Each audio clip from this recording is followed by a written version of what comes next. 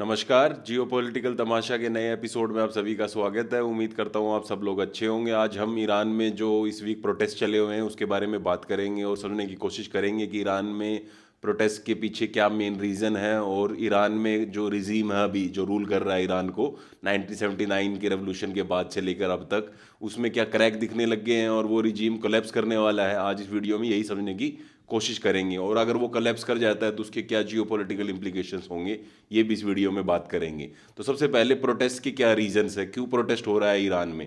तो प्रोटेस्ट के रीजन बहुत सारे हैं, उसमें दो मेजर रीजन है जो इस बार प्रोटेस्ट हो रहा है। उसमें पहला मेन रीजन ये है कि करेंसी जो है ईरानियन करेंसी रियाल, वो डिप्लीट होती जा रही है, हर रोज डेप्रिशिएट होती जा रही है कंपेयर टू यूएस डॉलर। आज के दिन जो ईरानियन रियाल है वो एक US dollar 1.5 million Iranian rial में मिल रहा है। तो मतलब करेंसी इतनी ज़्यादा नीचे गिर गई है कि वहाँ पर जो करेंसी ट्रेडर्स हैं ईरान के अंदर, उन सबको घाटा हो रहा है पिछले एक साल से। और वो लोग काफ़ी खुश नहीं हैं सरकार से, क्योंकि सरकार की पॉलिसी और सरकार के इकोनॉमिक मिसमैनेजमेंट की वजह से ये सब चीज़ें हो रही हैं। और दूसरा मेन रीज़न ये है कि फ्यूल के प्राइसेस बहुत ज़्यादा बढ़ रहे हैं ईरान के अंदर। ईरान में नॉर्मली फ्यूल के प्राइसेस गवर्नमेंट हमेशा कंट्रोल में रखती है ताकि लोगों के अंदर एंगर स्प्रेड ना हो, लेकिन अब ये फ्यूल के प्राइसेस भी पिछले टाइम में बढ़ने लग गए हैं। तो इन दो रीजन्स की वजह से ईरान की कैपिटल जो है तेहरान, उसका जो ओल्ड बाज़ार है जिसको ग्रैंड बाज़ार भी बोलते हैं, वहाँ से ये प्रोटेस्ट स्टार्ट हुआ था लास्ट वीक और अब पूरे ईरान के मेजर सिटीज़ में फैल गया है। और साउथ और वेस्ट ईरान का जो साउथर्न और वेस्टर्न ईरान है उसमें ज़्यादा प्रोमिनेंट हो गए हैं ये प्रोटेस्ट। और प्रोटेस्ट इतने ज़्यादा वाइड हो गए हैं कि कई जगह पे तो वीडियो आ रही हैं जहाँ पर प्रोटेस्टर्स डोनाल्ड ट्रंप के नाम की स्ट्रीट का नाम रख रहे हैं और कई जगह प्रोटेस्टर्स नेतन्याहू को प्रेज कर रहे हैं, क्योंकि डोनाल्ड ट्रंप और नेतन्याहू, हम सबको पता है कि ईरान और यूएस और इसराइल की कभी बनती नहीं है। और इस साल जो 2025 था, पिछला साल, उसके जून में इसराइल और यूएस ने अटैक भी कर दिया था ईरान के ऊपर, जिसके बाद ईरान के काफ़ी लोग मारे गए थे, उनके साइंटिस्ट और उनके आर्मी के जनरल्स। तो ईरान और यूएस के रिश्ते कभी अच्छे रहे नहीं हैं और ये और एक प्रिटेक्स मिल गया है यूनाइटेड स्टेट्स ऑफ अमेरिका और इसराइल को ईरान को डिस्टेबलाइज करने का। तो ईरान में सिचुएशन अभी काफ़ी वोलेटाइल है और कुछ भी हो सकता है आने वाले दिनों में, बताना अभी काफ़ी मुश्किल है। लेकिन ईरान ने इस जो प्रोटेस्ट हो रहे हैं इनको लेकर, ईरानियन जो रिजीम है अयतोल्ला खमीनी के अंडर, वो कैसे रिस्पोंड कर रहा है इन प्रोटेस्ट को लेकर, वो बहुत ज़्यादा इंटरेस्टिंग है। क्योंकि उन्होंने अपने जो गवर्नर है सेंट्रल बैंक के, वहाँ के जो रिजर्व बैंक है उसके गवर्नर को वहाँ पर हटा दिया और नए गवर्नर को इंस्टॉल कर दिया है। उसका रीज़न ये है कि जो पिछला गवर्नर थे वो ढंग से करेंसी को मैनेज नहीं कर पाए और करेंसी हर रोज़ गिरती रही, जिसकी वजह से प्रोटेस्ट, लोगों में गुस्सा और बढ़ गया और लोगों के लिए चीज़ें खरीदना और एक्सपेंसिव हो गया मार्केट के अंदर। दूसरा ये है कि ईरान के जो भी प्रेसिडेंट हैं मसूद पेजेस्कियान, उनको ये बोल दिया अयतोल्ला खमीनी और उनके इनर सर्कल ने कि आप लोगों से जाके बात कीजिए, उनको कहिए कि आपकी जो कंसर्न्स हैं, जो आपकी ग्रीवेंसेस हैं वो लेजिटिमेट हैं और हम उनको एड्रेस करने की पूरी कोशिश कर रहे हैं। क्योंकि अभी थोड़े महीनों पहले भी एक न्यूज़ आई थी ईरान में कि ईरान की जो कैपिटल है तेहरान, उसको खाली करना पड़ेगा क्योंकि वाटर की शॉर्टेज इतनी ज़्यादा हो गई है कि कैपिटल को ही मूव करना पड़ेगा। तो उस टाइम पे भी मसूद पेजेस्की ने काफ़ी कंट्रोल करने की, डैमेज कंट्रोल करने की कोशिश की थी, लेकिन चीज़ें हाथ में नहीं आ रही हैं ईरान में चीज़ें हाथ से बाहर जाती जा रही हैं। इसलिए रिजीम काफ़ी डरा हुआ है और उसको ये लग रहा है कि जो फॉरेन इंटरफेरेंस अगर हो गई, जैसे वेनेजुएला में हुई, निकोलस मडूरो को हटा दिया वहाँ से पावर से, तो यहाँ प्रोटेस्टर्स को अगर फॉरेन सपोर्ट मिल गई तो कोई बड़ी बात नहीं है, ईरान में अयतोल्ला खमीनी की रिजीम को गिरना पड़ेगा और उनके सपोर्टर्स को कंट्री छोड़ के भागना पड़ेगा। तो काफ़ी ज़्यादा वोलेटाइल सिचुएशन हो गई है कंट्री के अंदर। लेकिन ये जो रिजीम का रिस्पॉन्स है, पहले के अगर हम प्रोटेस्ट देखेंगे, जैसे मैंने आपको बोला अभी रिजीम ने क्या किया कि गवर्नर को हटा दिया।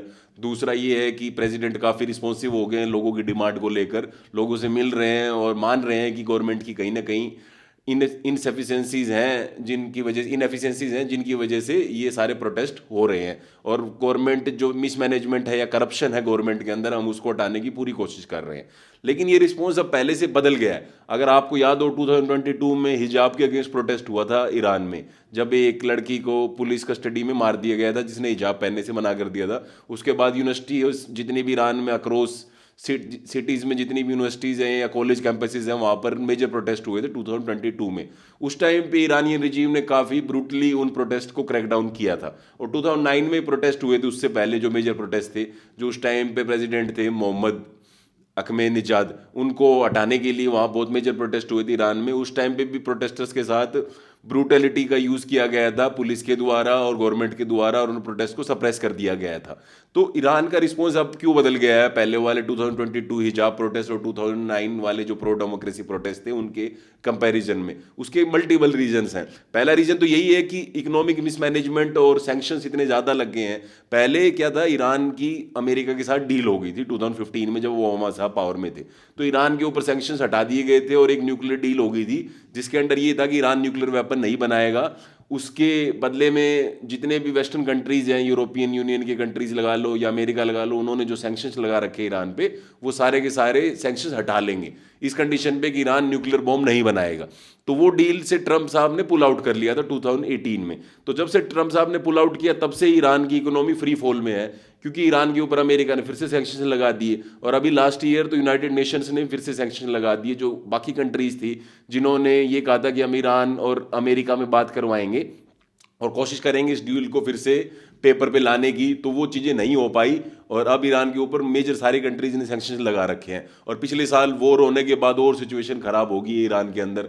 वाटर शॉर्टेज है, कम करेंसी गिरती जा रही है, क्योंकि 2015 या 18 की बात है जब डील से पुल आउट किया था अमेरिका ने 2018 से, न्यूक्लियर डील से, जब ट्रंप आया था पावर में। तो उस टाइम पे $1 55,000 रियाल में मिल रहा था। आज के दिन वही डॉलर $1 1.5 मिलियन रियाल में मिल रहा है। तो मतलब 10 fold times 100 times currency fall कर गई है ईरानियन। तो ईरान की सिचुएशन इतनी खराब हो गई है कि अब रिजीम को बेसिकली मतलब उस पर डिफेंसिव पे आना पड़ रहा है, और ईरानियन रिजीम्स जो है अयतुल्ला खोमेनी का, उनको ये कहना पड़ रहा है कि हमारी गलती है, हमारे सिस्टम में, हमारे रिजीम में, हमारी गवर्नमेंट में बहुत सारा करप्शन है, मिसमैनेजमेंट है, और हम उसको ठीक करने की कोशिश करेंगे। तो पहला रीज़न ये है कि ईरान ने अपना रिस्पॉन्स क्यों बदल लिया है। दूसरा रीज़न ये है कि रिजीम के अंदर खुद क्रैक्स दिख रहे हैं। जो रिजीम था पहले वो इंटैक्ट माना जाता था, क्योंकि रिजीम ने इतना पावरफुल था रिजीम की, उसके अंदर कोई भी क्रैक दिखता नहीं था पहले। और IRGC जो ईरानियन रेवोल्यूशनरी गार्ड कोर्प्स है, वहाँ के सबसे मेन प्रोमिनेंट इंस्टीट्यूशन है, जो मिलिट्री और वहाँ की इंटेलिजेंस से भी ज़्यादा पावरफुल है ईरान के अंदर। उसने सारे इकोनॉमी के जितने भी मेजर सेक्टर्स थे, चाहे वो सीमेंट हो, चाहे वो टेलीकम्युनिकेशन हो, चाहे टीवी वाला सेक्टर हो, सारी जगह कंट्रोल कर रखा था। तो अयतुल्ला खमेनी और उनका जो इनर सर्कल था वो काफ़ी ज़्यादा यूनाइटेड और कोहेसिव था। लेकिन पिछले साल जो ईरान और इजराइल के बीच में वॉर हुई, और बाद में अमेरिका ने भी इजराइल के सपोर्ट में कुछ स्ट्राइक्स की ईरान की टेरिटरी के ऊपर, उस चीज़ में एक चीज़ बड़ी क्लियर निकल के आया कि ईरान का जो रिजीम है वो अंदर से कहीं ना कहीं क्रैक हो गया, और बहुत सारे लोग डबल एजेंट हो गए हैं, और वो लोग सपोर्ट कर रहे हैं इजराइल और US को। तो मतलब इसलिए तो बहुत सारे जर्नल्स और मिलिट्री साइंटिस्ट मारे गए पिछले साल, जो ईरान और इजराइल की वॉर हुई उसके अंदर ईरानियंस। तो कहीं ना कहीं इंटेलिजेंस फेलियर है, कहीं ना कहीं डर हो गया है रिजीम के अंदर, इनर सर्कल के अंदर जो है अयतुल्ला खोमेनी का है कि कोई भी लोग बिका हुआ हो सकता है, किसी पे आप ट्रस्ट नहीं कर सकते हो। तो रिजीम में ये क्रैक्स बहुत ज़्यादा बढ़ गए हैं पिछले टाइम में, जिसकी वजह से रिजीम डरा हुआ है, और रिजीम कहीं ना कहीं कोऑपरेट करने के लिए तैयार है प्रोटेस्टर्स के साथ। तो दूसरा मेन रीजन ये रिजीम के अंदर जो क्रैक्स दिख रहे हैं ये है। तीसरा मेन रीजन जो ये है कि ईरान ने एक प्रॉक्सी नेटवर्क बनाया था, जो ईरान की सबसे मेन USP थी। ईरान ने 2003 के बाद एक प्रॉक्सी नेटवर्क क्रिएट किया था पूरे मिडिल ईस्ट में, जब सद्दाम हुसैन को अमेरिका ने फोर्सफुली बगदाद से हटा दिया था पावर से। तो ईरान को एक मौका मिला था इराक के अंदर घुस के शिया एलिमेंट्स को पावरफुल बनाने का। उसके बाद से ईरान ने पूरे प्रॉक्सी नेटवर्क्स को स्ट्रॉन्ग किया मिडिल ईस्ट में। ईरान ने पहले इराक में सद्दाम के जाने के बाद अपने सपोर्टर्स, अपनी प्रॉक्सीज को वहाँ पावर में लाने में मदद की। उसके बाद सीरिया में असाद को जब हटाने के लिए प्रोटेस्ट हुए 2011 में, तब भी ईरान ने असाद को पावर में बनाए रखा with Russian help, Russian air power और ईरानियन ग्राउंड ट्रूप्स के दम पे असाद ने 10-15 साल सीरिया पे रूल कर पाए, जो कि एक टाइम पे लग रहा था 2013-14 में कि असाद अब जाने वाले हैं पावर से। तीसरा फिर आप देखोगे लेबनान के अंदर भी, तो लेबनान के अंदर भी हिजबुल्लाह इतना पावरफुल हो गया 2003 के बाद की उसके मतलब स्टेट से ज़्यादा चलने लगी। लेबनीज जो मिलिट्री थी वो कहीं वीक दिखने लगी, और हिजबुल्लाह बहुत ज़्यादा स्ट्रॉन्ग हो गया। उन्होंने फिर गाज़ा के अंदर भी हमास को बहुत ज़्यादा सपोर्ट किया, यमन में हुतीस को सपोर्ट किया। तो उन्होंने एक पूरा मिडिल ईस्ट में प्रॉक्सी नेटवर्क बना दिया, जिसको एक्सिस ऑफ रेजिस्टेंस भी बोलते हैं, जिसके ऊपर मैंने पहले वीडियोज़ भी बनाई हैं। तो ये जो एक्सिस ऑफ रेजिस्टेंस था, ये अक्टूबर 7, 2023 में जो इजराइल के ऊपर अटैक हुआ हमास के द्वारा, उसके बाद से ये पूरा नेटवर्क ही डिसमेंटल कर दिया इजराइल ने, और बड़ी ही लाइटनिंग स्पीड के साथ किया, जो कि मतलब ईरान समझ भी नहीं पाया कि उनके साथ हुआ क्या, क्योंकि हमास को उन्होंने ब्रूटली ख़त्म कर दिया गाज़ा के अंदर। उसके बाद हिजबुल्लाह को टारगेट किया लेबनान के अंदर, वो पेजर वाला अटैक हमारे सबको याद है कि जितने भी हिजबुल्लाह के ऑपरेटिव्स या उनके सोल्जर्स या फाइटर्स हैं, सबके सब वो पेजर्स रखते थे, जिनके अंदर उन्होंने एक डिवाइस, एक बॉम्ब लगा दिया, जिससे वो पेजर एक साथ ही सारे एक्सप्लोड हो गए, जिससे बहुत सारे हिजबुल्लाह के फाइटर्स मारे गए या फिर डिसेबल हो गए। वो किसी का हाथ कट गया, किसी का पैर कट गया, जिसकी वजह से बहुत सारे लोग मारे गए हिजबुल्लाह के। तो हिजबुल्लाह के अंदर एक डर हो गया कि हमारे जो टेलीकम्युनिकेशन नेटवर्क, हमारा जो कम्युनिकेशन करने का सिस्टम, अगर उसको ही हैक कर सकता है इजराइल और उसके अंदर बॉम्ब प्लांट कर सकता है, तो इजराइल के नाम का ही इतना डर हो गया। बाद में हसन नसरल्ला जो हिजबुल्लाह के लीडर थे, उनको भी मार दिया इजराइल ने बेरूट के अंदर घुस के। तो इजराइल ने हिजबुल्लाह को भी डिसमेंटल कर दिया, जो ईरान का सबसे पावरफुल प्रोक्सी था पूरे मिडिल ईस्ट में। बाद में असाद भी पावर से बाहर जाते रहे, क्योंकि मोहम्मद अल शर्रा जिनको टर्की सपोर्ट कर रही थी, उन्होंने असाद को दमिश्क से भगा दिया, तो असाद भी वीक पड़ गए। और इराकी जो रेजिस्टेंस ग्रुप्स थे वो भी पिछले सालों में वीक पड़ते जा रहे हैं। तो ईरान का जो ये प्रोक्सी नेटवर्क था, रीजनल प्रोक्सी नेटवर्क था, ये पिछले 2-3 सालों में खत्म हो गया और इसके ऊपर ईरान ने बिलियंस ऑफ डॉलर इन्वेस्ट किए थे।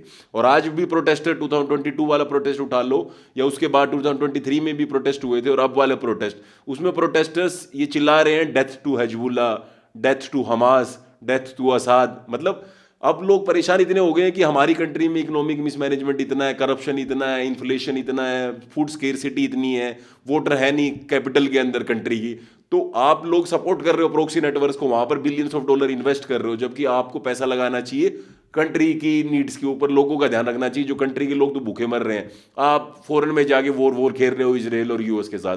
तो ये जो प्रोक्सी नेटवर्क पे जो पैसा लगाया, इतना पैसा लगने की वजह से कंट्री का एक्सचेकर भी खत्म हुआ और कोई फायदा नहीं मिला ईरान को। जो रीजनल प्रोक्सी नेटवर्क बनाया है उन्होंने, वो एक पेपर टाइगर निकला जो कोलैप्स कर गया इजरायली और अमेरिकन के आगे।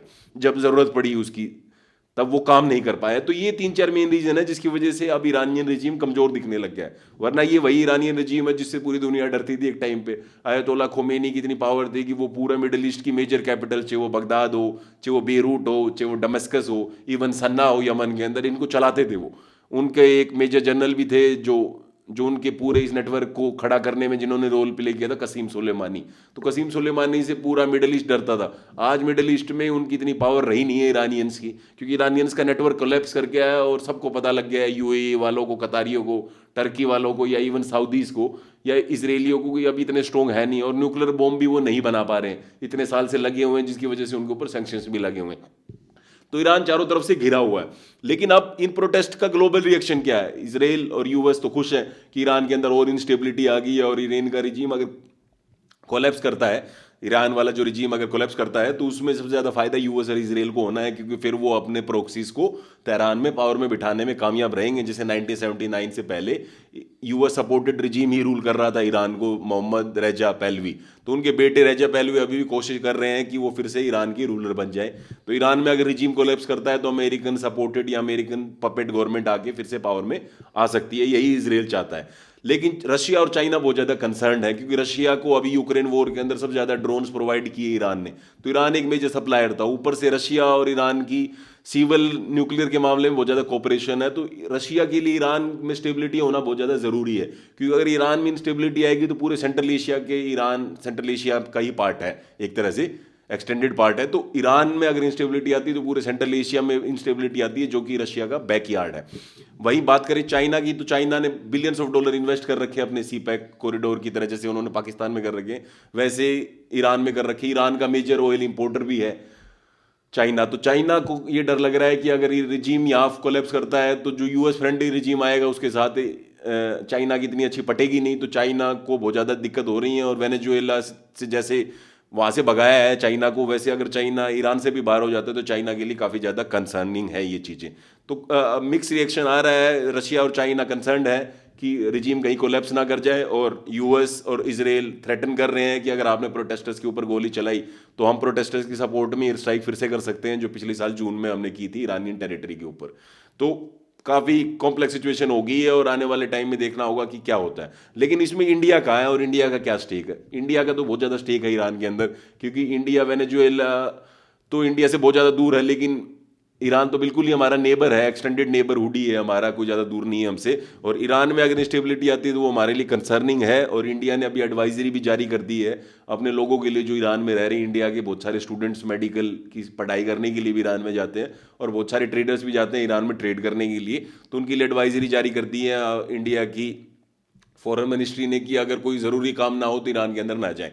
तो ईरान में जो सिचुएशन हो रही है उसको इंडिया सरकार क्लोजली मॉनिटर कर रही है, और आने वाले टाइम में क्या होगा ये देखते हैं। लेकिन इंडिया के लिए सबसे बड़ी कंसर्न ये है कि इंडिया ने वहाँ छाबार पोर्ट है, जिसके ऊपर मैंने पहले वीडियो बनाई थी। छाबार पोर्ट बेसिकली एक पोर्ट है जो गवादर पोर्ट पाकिस्तान में चाइना बना रहा है, उसके काउंटर में इंडिया ने ईरान में छाबार पोर्ट बनाया है। क्योंकि इंडिया को जब से इंडिपेंडेंस मिली है तब से इंडिया के लिए एक प्रॉब्लम रही है।